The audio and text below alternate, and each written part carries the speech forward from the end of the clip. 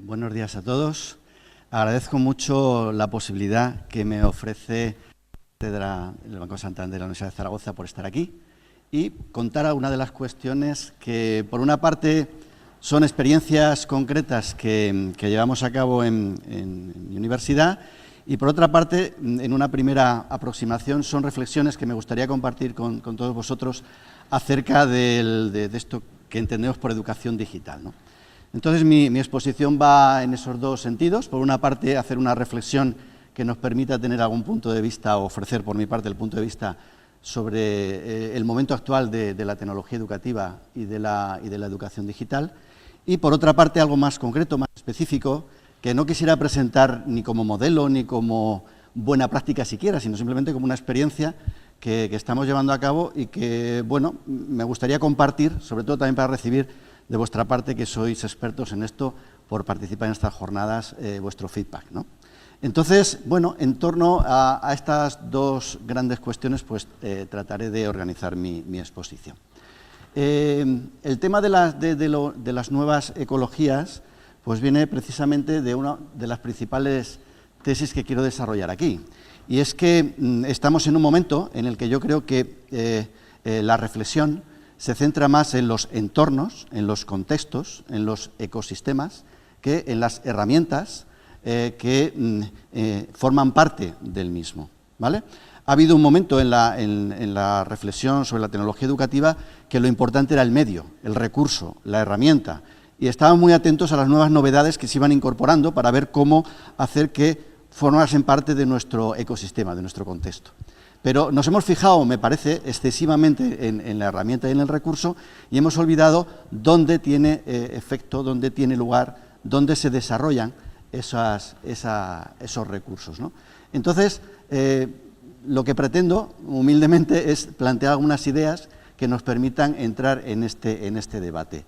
Repensar el proceso es repensar en dónde nos situamos y qué papel juegan las tecnologías digitales en estas nuevas demandas que tenemos a nuestro alrededor.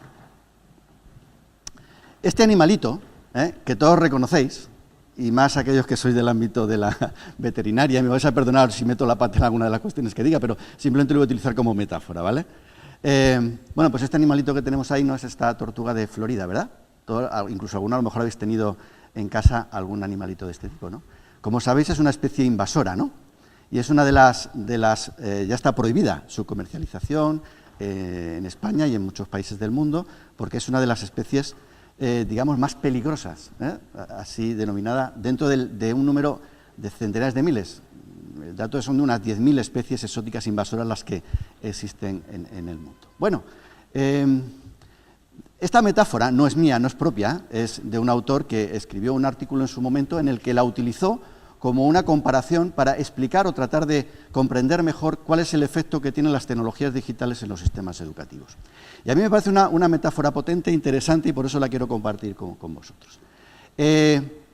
Pensar que en un momento determinado, ¿verdad?, hace ya unas décadas, acceden a nuestro ecosistema universitario, y si queremos decir en general nuestro sistema educativo y ecosistema educativo, aparecen una serie de herramientas que no son propias de ese ecosistema, pero que son introducidas por ella. Luego debatiremos cómo se introducen o cómo aparecen, ¿no? Utilizando esta similitud, nos encontramos con que en un entorno, en un contexto, en un ecosistema, cuando aparece una especie que denominamos así invasora, lo primero que se produce, claro, es una alteración del equilibrio, ¿vale? En función de cómo funcione dentro de ese ecosistema, puede ser muy invasora o menos invasora. Nosotros llevamos unos años en Extremadura, que el Guadiana, por Mérida, se llena completamente de una planta que cubre completamente el río y que es una especie invasora. Y en poco tiempo pues, está generando un problema grave, ¿no?, con relación a su desarrollo. Altera el equilibrio. Tenemos que realizar actuaciones, tenemos que ver qué ocurre, tenemos que defendernos, ¿no?, porque esa es una primera reacción ante algo extraño que aparece en nuestro ecosistema.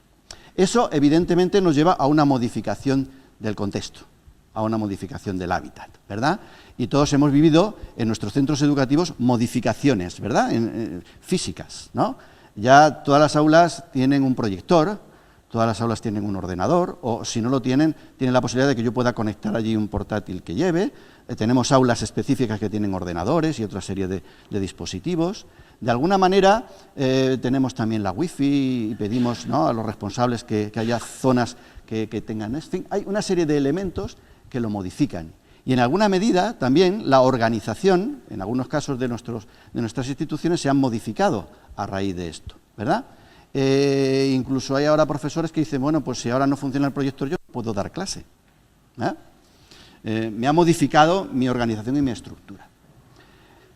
Eso hace que, evidentemente, esa modificación del ámbito lleve consigo también una modificación en los roles, en las funciones de las personas bióticas que vivimos en esos ecosistemas, ¿no? Las abióticas son las estructuras, las infraestructuras, las herramientas, pero luego está fundamentalmente el profesor y los estudiantes, que también comienzan a una transformación. El hecho de que estemos reunidos aquí durante 7 años, os hayáis reunidos, porque ha habido una alteración y es necesario expresar en este tipo de encuentros cómo llevamos a cabo nuestras modificaciones en nuestras metodologías, en las formas como trabajamos y en las que están directamente implicadas estas tecnologías. Nos lleva a definir nuevos roles. Durante bastante tiempo estoy dedicado al tema de la dirección de campus virtuales y eso, pues evidentemente, constantemente a pensar en estrategias, en experiencias, dentro de estos ámbitos, y ese debate que tenemos al principio del valor que tiene o no valor que tiene para las instituciones el que la docencia sea esencial. Entonces, bueno, hay una serie de aspectos que todavía están por asimilar, ¿no? Hace poco leía, porque nos planteaban en el G9 la necesidad de entrar en un tema de formación y había una serie de condiciones que ponían para participar en ella y me llamó la atención una cosa, ¿no? Y es que la formación podría ser presencial o podría ser virtual. Bien, no había problema, podía haber las dos opciones. Pero se exigía que para el caso de la presencial hubiese un tutor o un docente por cada 25 alumnos. Bien, parece un marco razonable, ¿no? Para una formación de calidad, 25 personas, un docente, bien. Pero cuando pasaba al ámbito de la virtual decía, bueno, aquí puede haber hasta 80 y un docente. ¿Y esa diferenciación a qué es debido? Es decir, es porque hay algún elemento en los roles, en las interrelaciones, que se piensan, que se conciben como diferentes. Es decir, si es virtual yo puedo atender a muchos más alumnos. ¿Por qué? Bueno, porque simplemente estoy en casa o estoy en un sitio, contesto, parece como que las necesidades físicas facilitan que la comunicación pueda ser a muchas más personas, ¿no?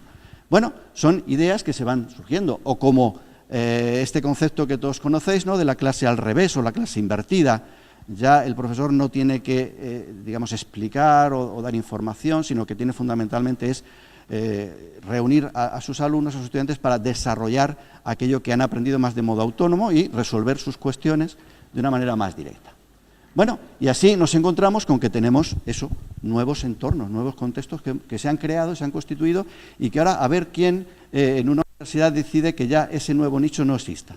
En mi universidad, si hoy decide el rector que el campus virtual desaparece, bueno, se forma un gran motín, estoy seguro. Porque la dependencia y el uso que hacen profesores y estudiantes de este entorno, como lo hagan, cada uno lo hace como considera que es más oportuno, no estoy ahora indicando, bueno, pues es una necesidad y es un contexto imprescindible. Es como decir, mira, te cierro la facultad, pues si te cierro la facultad no puedo dar clase, te cierro el campus virtual, pues podría seguir porque la facultad está abierta, pero es que no puedo. Entonces, hay una serie de entornos, de contextos que hacen que todo esto se haya modificado sustancialmente. Y en todo ello, bueno, pues entramos con la reflexión de que las tecnologías digitales no dejan de ser un elemento ajeno, en principio, a lo que es el pensamiento o el proceso de enseñanza-aprendizaje. Las organizaciones y las universidades en especial siempre han sido sensibles al uso de las tecnologías en su formación desde siempre. Quiero decir, en ese sentido sí podemos decir que dentro del sistema educativo las universidades son más sensibles a introducir tecnologías en la formación, ¿vale? Desde siempre. Y podemos pensar que en el inicio de Internet, evidentemente, estaba la universidad, ¿no? Pero si hacemos un análisis de los procesos que ocurren cuando se introducen estas especies invasoras que llamamos tecnologías digitales, podemos observar diferentes efectos. Vamos a suponer esto, ¿no?, que esas propiedades las sumamos con las características de las especies que estamos conviviendo en el ecosistema y vamos a ver cómo interactúan. Y una primera opción con la que nos encontramos es con esta, que la tecnología gana y extermina, vamos a decirlo así, aunque sea suene un poco exagerado, a las especies existentes. Y me diréis, pero esto, bueno, esto es algo, eso que veis ahí, que es una foto de los años 60, es de un anuncio comercial de una revista, de un sistema que era, ni siquiera era electrónico, era simplemente un sistema, un dispositivo mecánico, que lo que hacía era enseñar cualquier cosa. Entonces, el papá aprendía inglés o aprendía un idioma, el niño aprendía matemáticas, para cada persona tenían esto. Y en su casa, con ese dispositivo, era un sistema de fichas. Si conocéis, bueno, pues lo que es la enseñanza programada, pues es simplemente una información, yo respondo a la información y en función del feedback pues voy avanzando y son informaciones que se van acumulando y supuestamente pues voy adquiriendo unos aprendizajes. ¿Por qué aquí la tecnología invade y extermina? Pues porque el sistema educativo, ¿verdad?, las funciones, los roles, las personas desaparecen. Yo ahora ya puedo aprender sin necesidad más que del instrumento. Y el instrumento y el recurso es el que me garantiza que yo aprendo. Si yo no tengo el recurso, no puedo ejercer desarrollar mis aprendizajes, ¿no? Bueno, esto es lo que se llamaba Skinner, ¿no?, que es digamos, el autor fundamental en este ámbito de la enseñanza programada, enseñó las máquinas para enseñar. Esto no está muy lejos de lo que ahora en algunos ámbitos de la ingeniería están buscando, ¿no? Es decir, una autonomía del docente para que los procesos de enseñanza sean totalmente autónomos. Desde el punto de vista de la transmisión ya prácticamente está conseguido, porque hoy en día cualquiera puede acceder a conocimientos sin necesidad de tener una persona que se lo transmita, ¿verdad? Puedo ir a Internet, puedo ver un vídeo, puedo ver un recurso, ¿vale? Pero ahora estamos avanzando un poco más, claro, está el tema de la evaluación, el tema del feedback, el tema de la comunicación, y ver de qué manera la inteligencia artificial puede también favorecer todo esto. Bueno, en los años 60 se planteaba la necesidad de eliminar a los profesores ineficaces con recursos educativos, con máquinas para enseñar que superasen eso, ¿vale? Porque claro, el docente también comete errores, porque el alumno tiene que tener un ritmo y no pueden ir todos al mismo ritmo y de esta manera, en fin, una serie de ventajas que eran vendidas de esta manera para eso. Evidentemente, esto podemos encontrar ejemplos, pero no es lo habitual, ¿verdad? Es decir, las tecnologías en los ecosistemas escolares, universitarios, no han conseguido esto, afortunadamente, ¿no? Pero bueno, es algo que todavía sigue pendiente. Segunda opción, las tecnologías invasoras y las especies existentes en el ecosistema conviven, sobreviven. Las dos parece que han sacado algo en claro. Y yo he puesto ahí esta imagen porque yo creo que refleja bastante bien esta opción, esta segunda opción. Y es la pizarra digital o la pizarra interactiva, ¿no? Es decir, de alguna manera hay muchos profesores que demandan esta tecnología en las aulas. La razón fundamental es que el ecosistema apenas se altera, si os dais cuenta. Es decir, el aula sigue siendo igual, la organización sigue siendo prácticamente la misma, los recursos, los contenidos. Hay un elemento de variación, de variabilidad, y en función de la pericia del docente para utilizar el recurso se le saca más o menos partido, pero fundamentalmente nos encontramos con que aquello es una tecnología amigable. Es invasora, pero no tanto, y por lo tanto la asumo como válida. La pizarra digital, con respecto a la innovación educativa, ¿tiene alguna ventaja, algún añadido? Puede que sí, pero fundamentalmente lo que es la organización y la transmisión de la información sigue siendo muy, muy similar. Lo único que cambia es que el recurso me ofrece otras posibilidades, me permite enriquecer con más materiales, etcétera. Es el mismo caso que encontramos cuando vamos a un centro educativo, ¿vale? Y lo que encontramos son las aulas tradicionales y luego un aula específica que llamamos de tecnología o de informática, ¿no? Pero claro, la tenemos allí, ¿verdad?, como en un espacio dentro de un ecosistema cerrado, aislado en alguna medida, al que van los que desean ir, o los que no tienen más remedio que ir, pero los demás nos encontramos en otro contexto, digamos, en el que esa tecnología no tiene por qué invadirnos necesariamente. Pasamos a otra opción más, en el caso en el que pierden.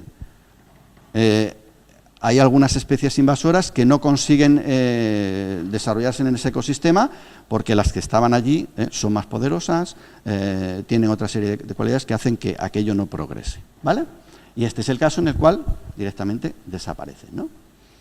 Ese cartel, bueno, pues fijaos que lo que dice, y es lo que más me ha llamado la atención, es que dice que esto es un área de aprendizaje y por lo tanto este dispositivo no forma parte del aprendizaje, ¿no? Viene a menos decir esto, ¿no? Es decir, es un dispositivo para otras cosas. Es para hablar, es para comunicarse, es otras cosas, pero no para esto. Por lo tanto, está fuera de eso, ¿no?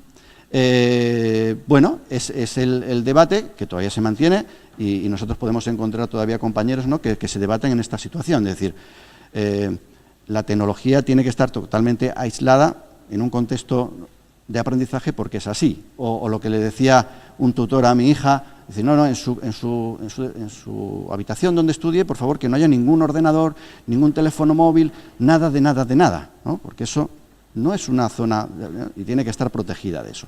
Es el concepto, ¿no?, de la tecnología como enemigo, como algo que va en contra de lo que deberíamos tener. Y nos encontraríamos, por último, con una opción en la que el ecosistema realmente se ha alterado, realmente se ha modificado, realmente ha tenido un efecto directo las tecnologías en aquello que había ocurrido allí. Y ya no es como decíamos antes con la pizarra o con el aula, que es, digamos, bueno, sí, es un elemento, pero no ha cambiado sustancialmente la institución. Nos encontraríamos con una coevolución de las tecnologías y de las especies y de los entornos, y una modificación real del ente.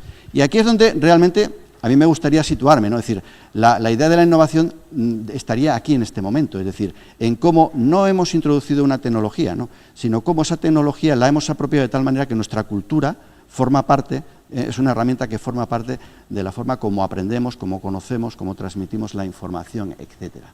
Y en este sentido, bueno, pues bien, la imagen simplemente ilustra un poquito que es necesario a veces los contextos, ¿vale?, para poder facilitar determinadas cosas, pero no es lo más importante, lo fundamental es el diseño que uno tiene para ello, ¿no?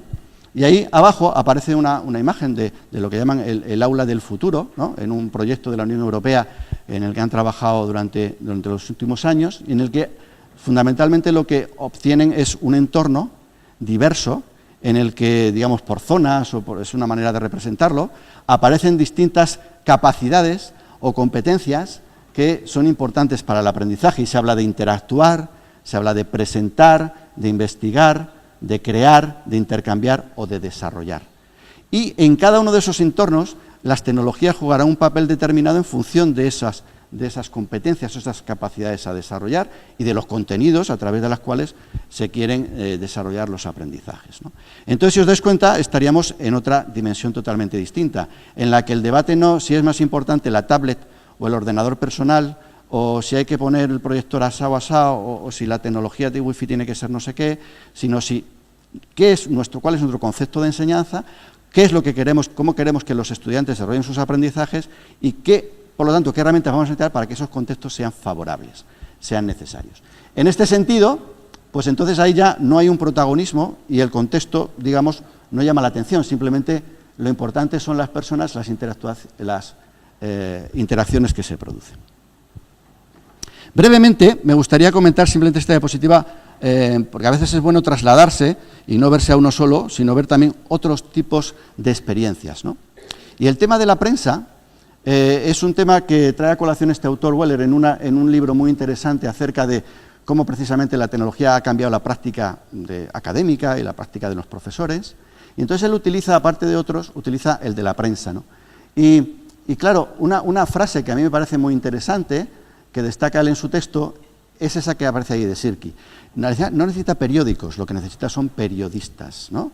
Es decir, en un contexto necesitamos evidentemente tecnologías, pero fundamentalmente lo que necesitamos son docentes, ¿vale? Y lógicamente estudiantes que quieran aprender, es decir, lo importante son las personas que están en ese contexto desarrollando sus aprendizajes. Y en este sentido, la función, por lo tanto, es lo más relevante. Que ahora el periódico deja de ser en papel y va a ser desarrollado en otras tecnologías, tal. Bien, eso es lo menos importante. Lo importante es que ofrezca a los lectores, ¿verdad?, eso, periodismo. Y el periodismo es algo más que simplemente trasladar información de una manera directa, porque eso ya lo conseguimos por otras vías. Se trata de la reflexión, se trata de la opinión, se trata de la búsqueda de temas que directamente el ciudadano, si no se la ofrecen, no encuentra, etcétera, etcétera, etcétera. Por lo tanto, y en esto haríamos un paralelismo, es lo mismo que confundir educación superior con sistema universitario. Es decir, la función puede cambiar, nuestro sistema tal y como hoy lo conocemos puede ser alterado, puede ser modificado. Lo que no debe variar, lo que es importante es que tenemos una función de educación superior, que llamamos así, o de educación para las personas en este ámbito y en este contexto.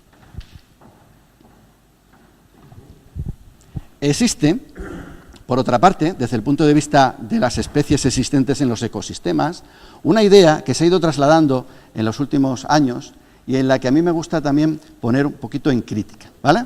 Y es el tema de la famosa expresión nativo digital, que seguro que todos habéis oído en alguna ocasión, y que con mucha frecuencia está en boca de muchas personas, ¿no? Bueno, es que hoy hay que introducir las tecnologías digitales porque la sociedad, los alumnos ya provienen de esto, son millennials, y son nativos digitales. El concepto de nativo digital simplemente expresa la idea de que alguien nació en determinado momento, ¿vale? Nada más que eso.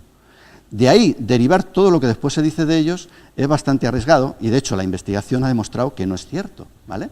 Entonces, hay nativos digitales que, evidentemente, conforman ese perfil que se le da de los nativos, es decir, que son personas creativas, que son personas que buscan información, que son personas que les gustan entornos ricos,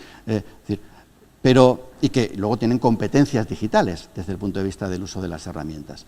Pero tenemos muchísimos más que, siendo de esa generación, no se pueden considerar como tales. Por lo tanto, la educación tiene que considerar que el nativo digital es simplemente una etiqueta equívoca y que nos puede llevar también a planteamientos erróneos acerca de cómo plantear todo este tipo de cuestiones, ¿vale? No me voy a extender más en ello, pero bueno, era una idea que también me gustaría destacar porque a veces hay determinados prejuicios o ideas que se dan acerca de esto. Yo creo que todos podemos tener la experiencia. Yo, evidentemente, si por esta denominación no soy un nativo digital, porque yo no nací en esta época, pero yo podría decir que mi competencia digital, comparado con algún nativo digital que puedo conocer, pues es mayor, ¿vale? O incluso mi capacidad. O sea, que esto es una cuestión que tenemos que considerar, porque si no, pues estaremos, digamos, equivocando un poco la situación.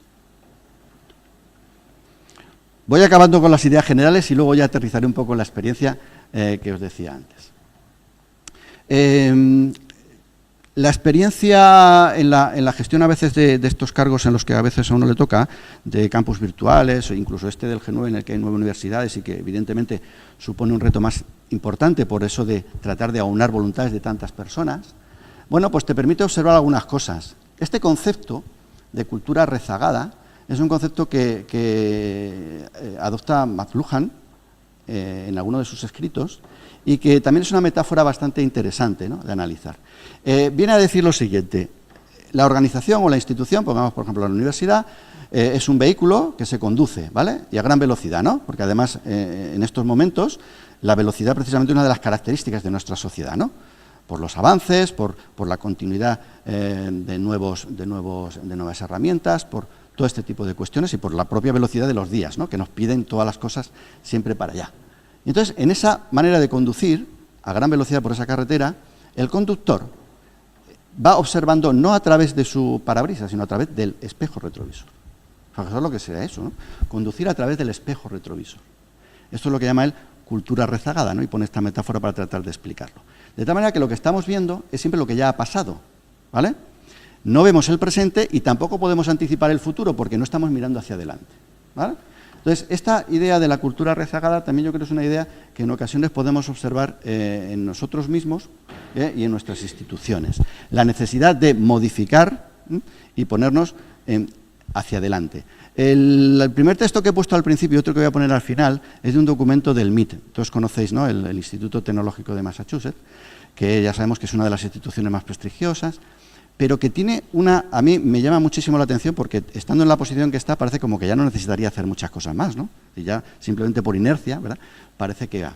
Pero tiene una gran preocupación por el tema educativo y constantemente está tratando de innovar y de ofrecer nuevas posibilidades. El OCW, que todos conocéis, ¿verdad?, surge de allí. La idea de los MOOCs, aunque evidentemente con matices también, y últimamente, pues desarrollan nuevos informes en los que tratan de anticiparse. O sea, es justamente lo contrario a esto. En vez de una cultura rezagada, es una cultura que va mirando hacia adelante. Y entonces proponen cosas pues muy concretas y muy plausibles. Dicen, mira, vamos a utilizar los cursos de verano, por ejemplo, para hacer todo tipo de experimentos sobre metodologías. Las cosas más absurdas que se nos puedan ocurrir, que yo no lo haría en una asignatura de un título de grado o de posgrado, ¿no?, porque no sé qué puede ocurrir, lo voy a intentar en un curso de verano.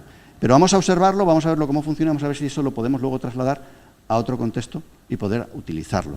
Es decir, están constantemente mirando hacia adelante, en vez de utilizar el retrovisor para esto.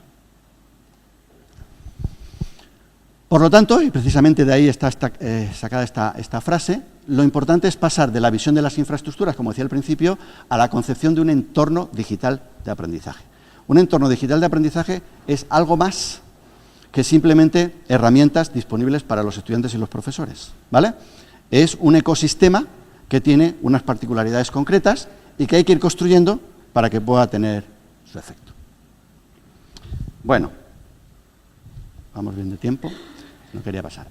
Pasamos entonces ya a un segundo momento en el que voy a tratar de describir, ya digo, no es mi intención presentar esto ni como modelo ni como buena práctica, sino simplemente como una descripción de lo que hacemos, ¿vale? Y ya digo, y a mí me gustaría, en la medida de lo posible, si luego hay tiempo para el debate o a lo largo de la mañana para poder intercambiar algún comentario, a ver qué os parece lo que yo os voy a presentar. Todo esto que hemos dicho, bueno, pues en principio podemos estar de acuerdo o no de acuerdo, bien, son reflexiones que he planteado. Pero claro, ahora de lo que se trata es decir, ¿y esto cómo lo podemos llevar a la práctica, ¿no? Estas ideas, de alguna manera, que podemos decir un poco más teóricas, ¿no? ¿Cómo podemos plasmarla en un contexto real, en el caso de un título oficial de posgrado que se imparte en una universidad pública española, que es la de Extremadura, y que tiene la modalidad online, completamente online, ¿vale? Entonces, vamos a ver de qué manera pues vamos aproximándonos a satisfacer alguna de estas posibilidades que hemos comentado antes, ¿no? La información acerca del máster está en esta página web, por lo tanto, si alguien está interesado, pues ahí podrá encontrar la guía académica de cada año, podrá encontrar materiales didácticos que utilizamos en el máster, en fin, bastantes recursos. Tratamos de volcar en la página web a medida que podemos, bueno, pues todo lo que vamos desarrollando con relación a nuestro título, ¿vale? Por lo tanto, ahí está disponible mucha información acerca del mismo. Yo solo voy a tratar de dar algunas pinceladas acerca de lo que hacemos, ¿no? Bueno, primero hay que indicar que es un título, como he dicho, es oficial, es un título online. Este año va a ser la tercera edición en la que está en funcionamiento, llevamos ya dos experiencias, por lo tanto, 2 cursos académicos. Hubo uno primero anterior que fue como título propio, pero en el que apenas tuvimos alumnos, fue muy escaso el número de alumnos, pero sí nos permitió el trabajo del diseño. Nos permitió, como decía antes, hacer unas pruebas sobre alguna serie de estrategias que queríamos implementar y ver cómo funcionaban, ¿no? Entonces, por lo menos como laboratorio nos sirvió, aunque fue un poco frustrante desde el punto de vista de la aceptación. Afortunadamente hoy sí que es un título muy demandado en nuestra universidad, sigue siendo el que más prescripciones presenta y, bueno, en función de lo que vamos realizando, parece que hay algunas cosas que al estudiante le agradan, es decir, está satisfecho con eso y eso de alguna manera nos permite ir poco a poco mejorando las cosas que vamos realizando. Decía que lo importante era generar un entorno, esa era la de plantear el título. Porque, bueno, afortunadamente, como yo estoy en posición de dirección de campo sustancialmente, bueno, pues la cuestión técnica y todo ese tipo de cuestiones, pues yo sabía, por las personas que están trabajando, que a mí no me generaba ningún problema, es decir, el aula virtual va a funcionar, el campo virtual, la atención a los alumnos, cualquier problema técnico, ese tipo de cuestiones, de alguna manera, dentro del diseño no nos preocupaba. Teníamos experiencia, todos los profesores, en el uso de estas herramientas, por lo tanto, tampoco había una necesidad de formación, ¿vale? Y de cara a los estudiantes, pues tampoco nos había preocupado nada, porque cada vez es más habitual que el alumno acceda a este tipo de entornos y, por lo tanto, está familiarizado y no requiere, como antes era necesario, a lo mejor un aprendizaje más específico. Entonces, el elemento fundamental era el diseño. ¿Qué entorno queremos desarrollar? ¿Qué contexto? ¿Con qué intenciones? Y a ver cómo podemos esas ideas que tenemos en la cabeza plasmarlas de una manera concreta en ello. Bueno, las guías académicas que podréis encontrar en la página web recogen toda la información que hemos desarrollado para el diseño, los principios en los que nos basamos, hasta las fichas docentes de las asignaturas, calendarios, etcétera, una serie de herramientas que nosotros vamos desarrollando para eso y que plasman un poquito esto. No os asustéis porque hay mucha información ahí, pero solo quería presentar lo siguiente. Hay una serie de elementos que a nosotros nos parecían importantes, es lo que ahora voy a tratar de desarrollar en los próximos minutos. Por una parte, nos interesa cómo va a ser el concepto de aprendizaje. ¿Ven? Y esto que tenéis aquí, principios instruccionales, de un autor que se llama Merrill, ¿vale? Que si no conocéis yo os recomiendo que hagáis alguna lectura de alguno de sus artículos, incluso tiene un texto más extenso sobre esto, en el que él hace este esquema que tenemos ahí en el centro, es el desarrollo, digamos, el filtrado de toda la investigación que hay sobre investigación educativa, en el que se observan resultados de aprendizaje realmente eficaces y cuáles son los principios que en esos entornos, en esos contextos concretos se han desarrollado. Y entonces él plantea esto. Problema, está en el centro de la actividad docente y de aprendizaje, el problema, y alrededor de él una serie de principios que llama activación, demostración, aplicación e integración. Bueno, esto, como suena un poco así un rollo teórico, no me voy a entrar en ellos, solo voy a explicar un poquito y voy a poner ejemplos, ¿vale? Pero lo que quiero hacer ver es que nosotros decíamos, bueno, pues ahora cómo planteamos las asignaturas, ¿no? Porque es un título que, bueno, tiene que tener asignaturas porque administrativamente nos lo piden así. A lo mejor nos hubiera gustado hacer otro diseño, pero bueno, tenemos que hacerlo así, pues ya sabéis que hay que ir a la NECA te tiene una serie de requisitos que lógicamente tienes que cumplir. Vale, pero ahora, esas asignaturas, ¿cómo se presentan al alumno? Y entonces, uno de los principios que hemos adoptado es decir, tenemos que partir de un problema. Y para partir de un problema, lo mejor es partir de que lo primero que tiene que hacer el alumno cuando accede a una asignatura, ¿vale?, al campus virtual o a lo virtual, lo primero que se va a encontrar es una actividad de aprendizaje. No se va a encontrar con una serie de textos que tenga que leer, ni con una información que tenga que asimilar. No, directamente se va a encontrar con una situación problema que tiene que resolver en un periodo de tiempo. ¿Vale? Ante eso luego veremos cómo todos estos otros principios se van a ir desarrollando. Bueno, eso por lo que hace referencia a lo que la comunidad de indagación, que es un enfoque muy interesante de enseñanza online, llama presencia cognitiva. ¿Vale? En un entorno online hay una presencia cognitiva del alumno, que son los principios instruccionales. Luego hay una dimensión, digamos, de enseñanza. El máster se llama Máster en Educación Digital. Muchos alumnos, cuando lo ven por primera vez, piensan que lo que vamos a ver sobre todo ahí pues son herramientas, software, aplicaciones que puedan utilizar ellos en el aula. Vale. No hay ninguna asignatura en la que sus contenidos indique, pues vas a aprender a utilizar tal aplicación, tal programa o tal otro. No hay un interés por las herramientas en este sentido. Ahora, van a utilizar muchísimas herramientas, pero siempre porque es una necesidad. Es decir, pongo un ejemplo. Si yo hago un examen de una asignatura y ese examen consiste en que tienen que elaborar un mapa conceptual, va a haber una herramienta que van a tener que saber utilizar para hacerlo, ¿vale? Pero la herramienta en sí no es objeto de conocimiento del máster. La herramienta es la necesidad de poder hacer el mapa conceptual de una manera eficaz a través de un recurso.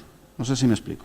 Se trata, por lo tanto, de ir utilizando las herramientas, los dispositivos, las nuevas posibilidades a medida en el que la enseñanza y el aprendizaje lo demanda. Y el modelo del TEPAC, que es un modelo en el que integra toda una serie de conocimientos, lo técnico, lo pedagógico, lo curricular, para hacer algo integrado. Esa es la intención de ese momento. Bueno, y por último tenemos la presencia social, tan importante que era una de las cosas que más nos preocupaba del título.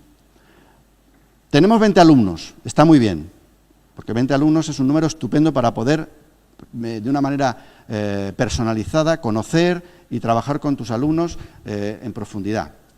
Teníamos una cuestión en la cabeza que nos preocupa mucho y nos sigue preocupando, y es el abandono. Es un título completamente online y tenemos la posibilidad cierta de que haya un porcentaje elevado de alumnos que abandonan. Entonces, tenemos que tratar de que todo el diseño esté orientado hacia que el abandono sea el mínimo posible y tenemos que poner las posibilidades para que esto así ocurra. La presencia social es fundamental, fundamental.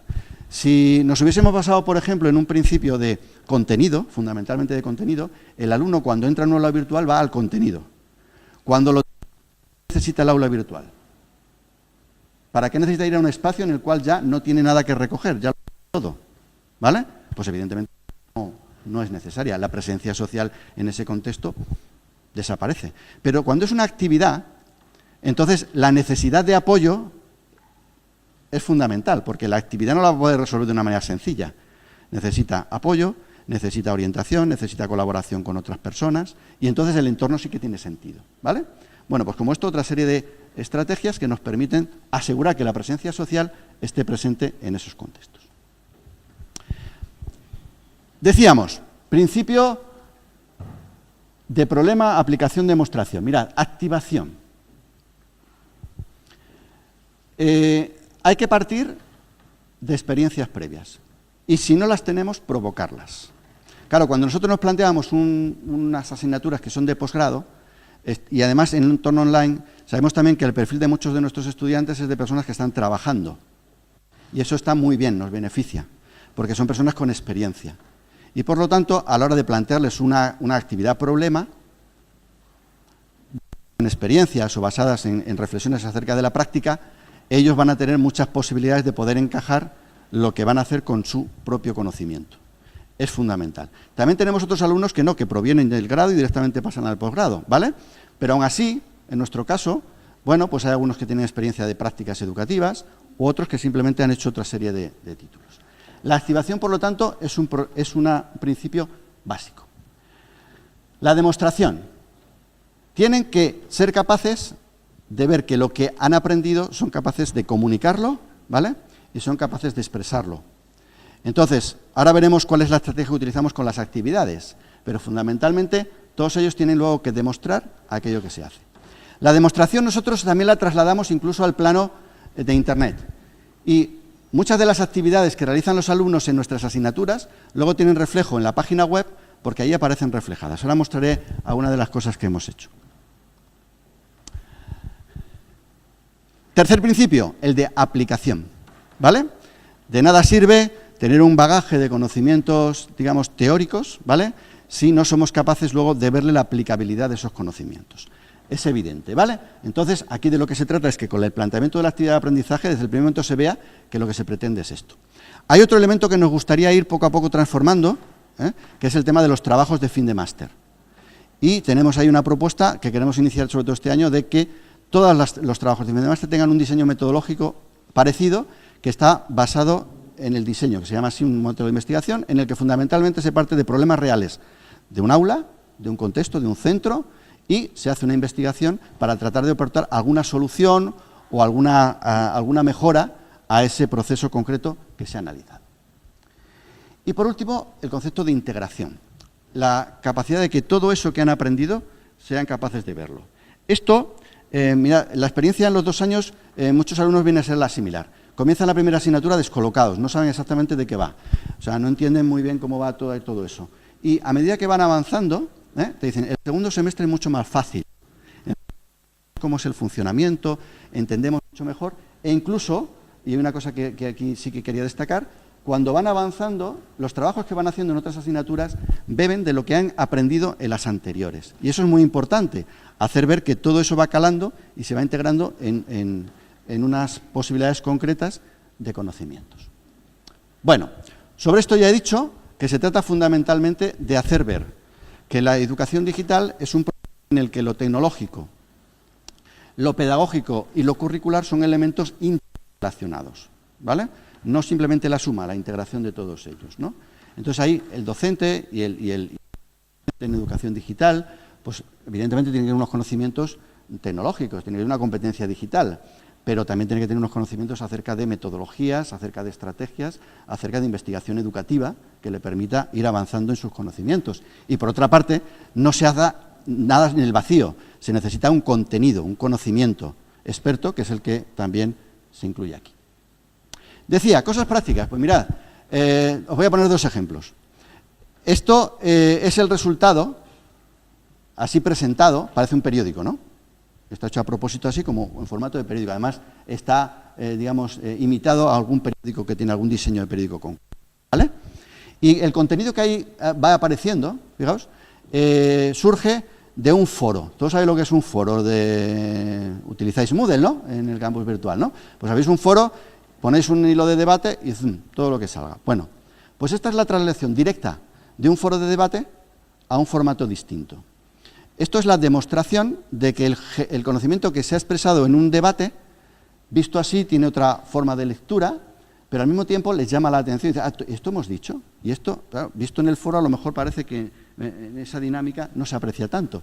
Aquí yo les pedí, bueno, a todo este debate que hemos realizado precisamente sobre las especies invasoras y todo esto que decíamos al principio, le ponéis un título a vuestro comentario, ¿vale?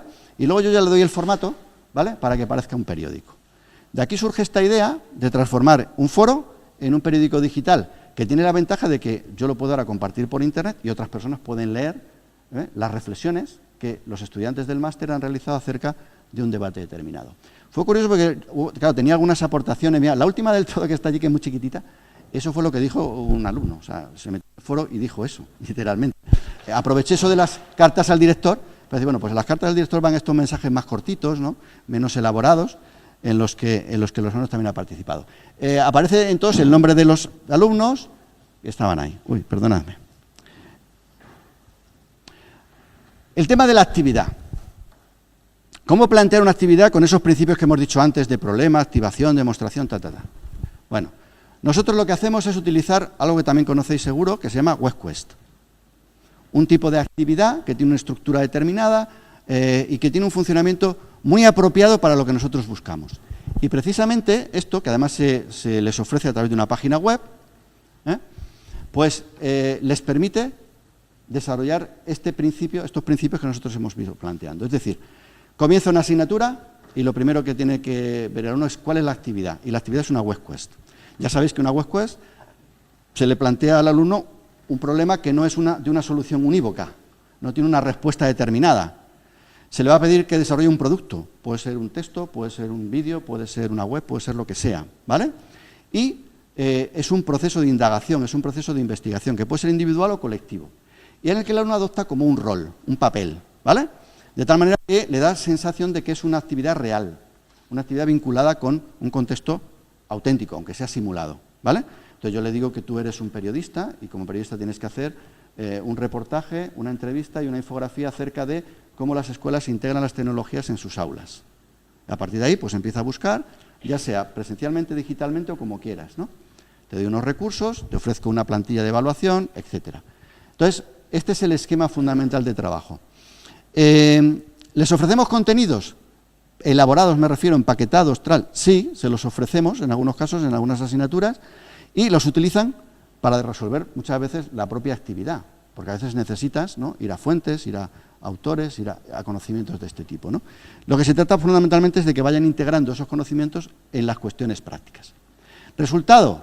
Bueno, pues en la página web lo podéis ver. En este año esta asignatura de integración curricular, inspirándome en esto del foro que creé, el periódico y tal, pues este año vamos a hacer una revista. Y entonces hemos hecho 2 números porque los alumnos, algunos se presentan en la primera convocatoria y otros en la segunda. No, pues por la primera convocatoria tenemos una revista bastante extensa, que podéis ver, en la que hay entrevistas a profesores de distintos contextos, sería una entrevista periodística, ¿vale?, en el que se le indaga a ver de cómo integra las tecnologías, se hace un reportaje, también por parte del alumno, y luego una infografía que era un elemento más novedoso, que ellos no habían realizado nunca, de presentar la información de una manera gráfica, directa, visual, ¿vale? Al final queda una revista muy extensa, muy amplia, y la satisfacción de ver que los resultados de aprendizaje también pueden ser compartidos, ¿vale?, y pueden ser observados por otras personas, ¿no? Bueno, pues simplemente son ejemplos. De otras asignaturas, pues se realizan vídeos, se realizan otra serie de recursos y se van introduciendo también allí. Este, por ejemplo, pues es otro recurso de otra asignatura de diseño didácticos, en el que este año les propuse hacer juegos de estos de mesa, juegos de tablero, pero que los llamábamos blended game. Esto del nombre en inglés suena mejor y es más bonito y vende más. Pero de alguna manera eran como juegos de tablero, ¿vale?, pero que también tuviesen elementos digitales. O sea, por ejemplo, pues tuviesen que ir a internet a buscar algún elemento o que hubiese que hacer capturas, etcétera, ese tipo de cuestiones. Entonces, bueno, uno de ellos, por ejemplo, de un profesor, le hicieron tres alumnos, uno de ellos profesor de matemáticas, y desarrolló este juego muy interesante, y ahí se ofrecen, en internet tenéis las fichas, el tablero, las reglas del juego, todo ese tipo de elementos para que se puedan utilizar. De alguna manera, por lo tanto, se trata de que pongan en activo todo lo que conocen, lo pongan en práctica, desarrollen productos, recursos, y luego los podamos también compartir, estos principios que también mantenemos en el máster. Hay 2 posibilidades de diseño, fundamentalmente, ¿vale? Una posibilidad es esta que llamamos de interdependencia. Yo esto lo explico mejor, o lo entiendo mejor con el software, ¿no? Tenemos el software propietario, ¿no? Es decir, el software propietario es aquel en el que yo dependo de la empresa, ¿no?, que me facilita ese software. De tal manera que las actualizaciones, dependo de las actualizaciones que haga la empresa, ¿vale? Dependo de los módulos con los que enriquezca el servicio y demás. Todos estos elementos son fundamentales para el funcionamiento del coche y tienen que ser piezas originales, porque si no, el coche no funciona, ¿vale? Tienen que ser elementos, digamos, ad hoc. Frente a eso tendríamos el otro modelo, el modelo de la modularidad. Es el modelo, por ejemplo, del software libre. El software libre no se construye de una sola vez, sino que son elementos y piezas que se van combinando gracias a que otros han trabajado en algo, parto de esto y voy construyendo sobre ello. No empiezo desde cero, ¿vale? Es lo diferente a esa ingeniería que llaman inversa, ¿no? Es decir, para ver cómo funciona esto voy a pensar cómo lo han hecho y lo voy a crear desde cero. Bueno, al final a lo mejor lo consigo, pero claro, tengo que hacer todo el proceso. Es que en un proceso modular esto no ocurre así. Yo ya parto de un principio ya elaborado y sobre ese voy creciendo. Claro, evidentemente esto tiene unas ventajas mucho mayores que la otra, ¿verdad? Esto es como los cocineros, que hoy en día, antes las recetas eran todas como muy secretas, ¿no? El chef no decía a nadie la receta, hoy todo el mundo dice sus recetas, ¿no? Es curioso que ha cambiado absolutamente eso. Y no por eso no dejan de haber chef y deja de haber personas que tienen mayor capacidad, ¿verdad?, que otras para esto, no porque se haya compartido el conocimiento.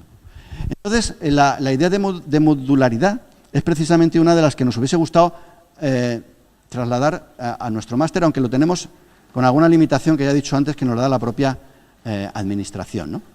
Hay una serie de principios que también son importantes en este sentido de la personalización, y es lo que llamamos diseño universal para el aprendizaje. Dicho sencillamente, es igual que los principios que tenemos arquitectónicos para el diseño de acceso de cualquier persona a un entorno, a un contexto, ¿no? Bueno, pues hay todo un entorno aquí muy interesante que se llama así, DUA, en el que hay una serie de principios que también nosotros tratamos de aplicar en nuestros diseños educativos. Solo decir una cosa de lo de los modulos, a medida en que podemos realizarlo. Tomamos una decisión en la prueba piloto esa que os decía, y es que las asignaturas iban a ser consecutivas, no simultáneas, ¿vale? Habitualmente los títulos presenciales, por ejemplo, pues empieza un semestre y todas las asignaturas del semestre, pues durante el semestre se van compartiendo en tiempo, ¿no? Horario y demás. Aquí en nuestro caso optamos por cada asignatura tenía marcado un modo específico de desarrollo, ¿vale? Y no había más. No había ninguna. Es decir, cada alumno tiene siempre una asignatura activa, en ese sentido, en la que está trabajando. Esto nos permite luego desarrollar una serie de guía de orientación de las asignaturas que nos lleve hacia donde fundamentalmente queremos, que es el desarrollo final del trabajo de máster, ¿no? ¿Vale? La idea de hacerlo de este modo, claro, hace que la intensidad de la formación sea mayor porque se acumula en 3 semanas, ¿vale? Pero al mismo tiempo el alumno está mucho más concentrado, menos disperso, acerca de lo que tiene que ir haciendo en cada momento. Y, bueno, hasta ahora la verdad es que es una de las cosas que no nos han pedido que cambiemos en absoluto, ¿no?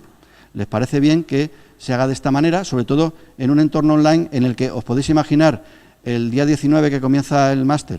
Si el 19 abrimos el aula virtual a los alumnos y se encuentran con 4 asignaturas que le piden 4 tareas distintas, con 4 calendarios, con 4 foros como mínimo, etcétera, etcétera, etcétera, os podría decir, bueno, que lo que decía antes, lo del abandono, es decir, si queda alguno, ¿verdad?, es porque realmente sí que es poderoso. Bueno, decía que también otro de los principios que nos gusta desarrollar nuestros contenidos es el principio de conocimiento abierto, y por lo tanto por eso decía que todos los recursos materiales que tratamos y elaboramos, tratamos de colocarlos para que puedan ser disponibles a través de ella, dentro de ese concepto de educación abierta. Y acabo, el tema de la presencia social que decía también al principio, tan importante, para crear un ecosistema realmente adecuado en el que uno se encuentre en disposición de aprender, necesita una serie de principios básicos. Aquí fundamentalmente, como novedad, incluimos una tutoría específica y una persona que está dedicada, digamos, a lo que llamamos, suena un poco así tal rimbombante, pero es atención socioemocional. Bueno, vamos a decir que lo que pretende fundamentalmente es que las personas que están trabajando en el máster, si tienen cualquier problema, ya no de carácter académico, ¿no?, sino de relación, de problema tal, que no pueda acceder, que tiene algún tipo de... Lo habitual que suele suceder, estos agobios que te entran, que yo no puedo con todo, no sé qué, que por lo menos tenga un canal de expresión, que tenga un canal en el que tanto los profesores como los estudiantes podamos llamar la atención, oye, mira, fíjate en esta persona o tal, mira, a ver, hace tiempo que no entra, el otro día tuve una tutoría virtual y me dio la impresión de que tal, ¿no? Entonces, estar un poco atento. Estamos desarrollando por ahí también alguna investigación y hay 3 tesis doctorales vinculadas con el máster para tratar también de indagar sobre esta cuestión y otras similares, ¿no? Entonces, bueno, la presencia social se viene fundamentalmente de esto y de una idea de que el aula virtual es un espacio de encuentro y que por tanto hay que facilitar que el alumno vaya allí. Una decisión, por ejemplo, es que en alguna asignatura, por ejemplo las mías, yo no pongo PDFs, pero sí pongo otros recursos que le obliguen de alguna manera a acceder. El tema del foro, también, como hay una actividad, decía antes, el foro no es una obligación, es una necesidad para el alumno, por lo tanto, lo utiliza mucho. Simplemente es ofrecer cuestiones para decir, oye, tú tienes que comunicarte, pero lo vas a tener que hacer porque es que no es porque yo te obligue a hacerlo, sino porque necesitas hacerlo para poder desarrollar tus aprendizajes. Y por último, pues también consideramos la necesidad de establecer un código ético, esto que hemos visto en algunos títulos en otras universidades que también se utilizan y que nosotros también tratamos de imitar. En 3 principios básicos, ¿no? Sobre todo, bueno, cuando se habla de un entorno online, a veces el tema de la evaluación siempre se pone en cuestión, incluso el tema de los trabajos de los alumnos, este tipo de cosas. Bueno, pues una serie de principios que asumimos desde el punto de vista del respeto, de la honestidad, la responsabilidad en el estudio, también la cooperación, facilitar fundamentalmente esto. Mira, a mí me llamó la atención, estuve una vez en una tesis doctoral en un tribunal y era sobre una universidad a distancia y analizaban una serie de asignaturas y alumnos y la relación social que existía entre ellos, ¿no? Y me llamó mucho la atención una de las conclusiones del estudio y es que el 99% de los alumnos de esa universidad, la comunicación con otros estudiantes la valoraban prácticamente a nivel de 0. Es decir, ellos lo que querían era su título, ellos lo que querían era sus conocimientos, pero no les interesaba nada el conocimiento, la relación social en esos entornos. No lo echaban de menos y no lo demandaban. Y no eran una de las cuestiones que consideraban relevantes. A mí me parece que en un contexto, en un ecosistema de aprendizaje, la cooperación, no simplemente porque sea una cuestión, digamos, ética, sino es una cuestión incluso de necesidad, ¿no? También de aprender a hacerlo, ¿no? Entonces me llamó la atención y aquí tratamos de hacer esto. Por otra parte, también desde el punto de vista del equipo docente, lo que tratamos en cualquier caso siempre promover los aprendizajes, y en eso va orientado toda nuestra actividad. Y por último, pues que como grupo de estudiantes asuman esa responsabilidad por el aprendizaje. Tenemos la suerte, de verdad, que en estos 2 años hemos tenido un grupo de estudiantes muy comprometido, y en este sentido nos ha hecho mucho más fácil el poder desarrollar este tipo de principios. Y nada más, acabo con esta frase extraída de nuevo de ese documento del MIT, en el que planteo lo que decía al principio. Lo importante son crear ecosistemas, entornos, en los cuales fundamentalmente las personas, el modo como nos desarrollamos allí, es lo más importante, ¿no? Optimizando el tiempo para que el rol docente sea cada vez más importante y adquiera una dimensión cada vez mayor. Y nada más, hasta aquí mi rollo. Muchas gracias.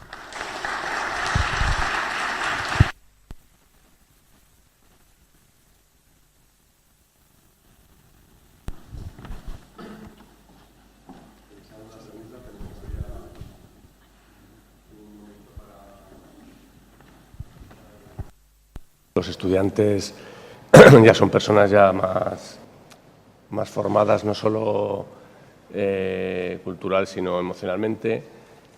El tema de la docencia completamente virtual, ¿cómo lo verías o cómo lo ves tú para trasladarlo, transferirlo a un grado, sobre todo a primeros cursos, donde igual esa honestidad, esa relación social que sí que igual necesita más un chavalón, una chavala de 18 años que no uno mayor? ¿Cómo lo ves esa transferencia de máster a grado?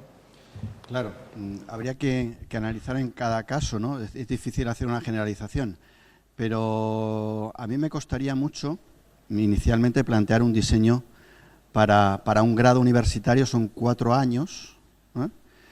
Tuvimos una experiencia, nosotros tuvimos una experiencia en Extremadura, antes de los grados, hubo 3 diplomaturas que se desarrollaron totalmente online.